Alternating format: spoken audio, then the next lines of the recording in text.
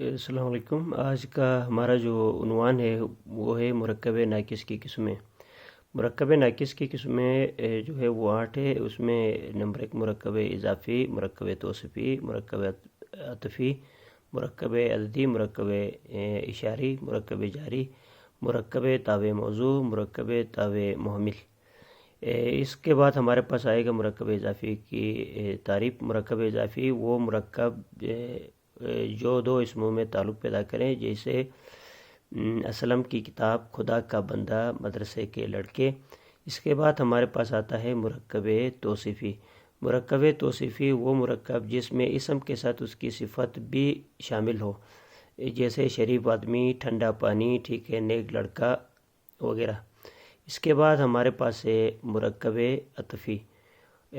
وہ مرکب ہے جو دو اسموں کو آپس میں ملانے کا کام دیتا ہے، ٹھیک ہے۔ اس کے بعد ہمارے پاس اس کی مثال ہے صبح و شام، عالیہ اور کرن، دن اور رات وغیرہ۔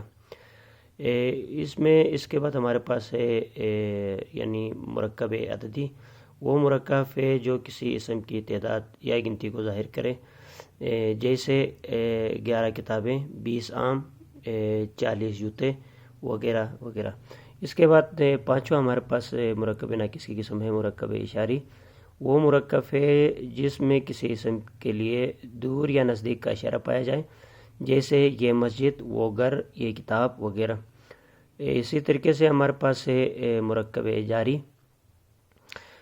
وہ مرکب ہے جس میں بات نامکمل ہونے کے ساتھ ساتھ جاری پایا جائے، جیسے چھت پر، لاہور سے گھر تک وغیرہ وغیرہ۔